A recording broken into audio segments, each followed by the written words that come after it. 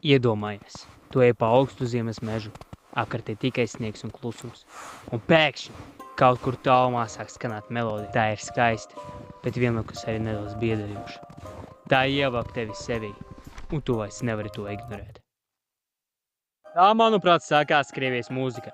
Tātad, Krievija ir lielākā valsts pasaulē, milzīga, augsta, bet tajā pašā ir pilna ar kultūru un emocijām. Un tas viss perfekti atspoguļojas arī tā mūzikā. Šeit ir viena valsts, sadzīvot gan senas tautas dziesmas, gan grandioza klasiskā mūzika, gan tumša, gan drūms roks.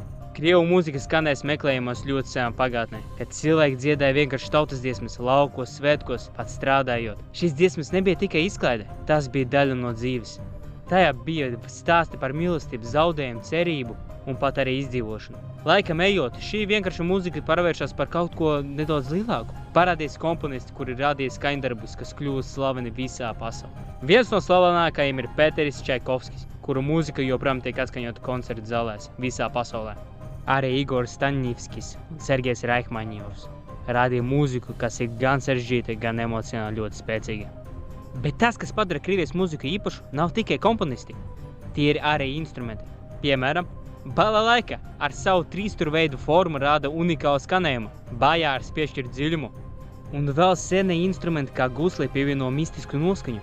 Ja klausies uzmanīgi, var pamanīt, ka Krievu mūzika bieži dominē minoriskas skaņakartes. Tas nozīmē, ka tā bieži skan skumji, dziļi pat nedaudz smagi. Ritms var būt lēns un noskaņots, bet citreiz pēkšņi ātrs un enerģisks, it kā mūzika pati cīnotos starp mieru un hausu. Un tieši šeit viss kļūst vēl interesantāks.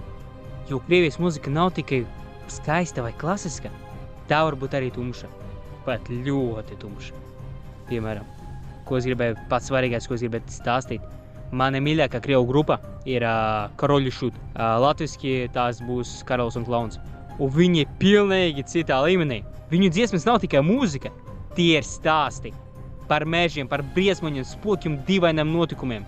Klausoties, rodas sajūta, ka tu esi iekļuvis kādā tumšā pasakā, ka tu pats esi tā pasaka, no kuras nav tik viegli izkļūt. Un tas parāda vienu no ļoti svarīgu lietu. Krievu mūzika vienmēr ir stāsts. Krievu mūzika vienmēr stāsta stāstus, neatkarīgi no žanra.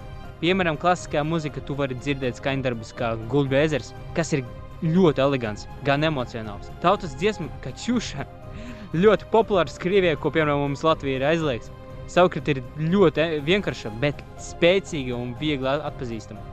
Bet kad nonāc pie rokgrupām kā Karalis un Klauns, tu jau esi pavisam citā pasaulē. Tumšākā, dīvainākā, bet godīgi ļoti aizraujoša. Mūsdienās Krievu mūzika turpina mainīties. Jaunākie mākslinieki apvieno veco ar jauno, tradicionālu instrumentu ar elektroniku, klasiku ar repu un roku. Tas rada unikālu skanējumu, kas piesaista arī jaunāku auditoriju. Un, protams, internets visu padara vēl trakāk. Krievu mūzika bieži kļūst par dažādām smieklīgiem hardbass mēmiem, vai kā to vēl varētu nosaukt, es pat nezinu. Pārspēlēts bās, bum, bum, bum. Uztēta video. Tas padara šo kultūru vēl populārāku un nedaudz absurdāku. Bet, ja paskatāmies dziļāk, kļūst skaidrs. Krievijas mūzika nav tikai skaņas. Tā ir sajūta, tā ir vēsture. Un tā ir emocija. Tas var būt gan skaista, gan smaga, gan pat biedējoša. Un varbūt tieši tāpēc tā ir tik aizraujoša, jo tu nekad nezini, ko dzirdēsi nākamo.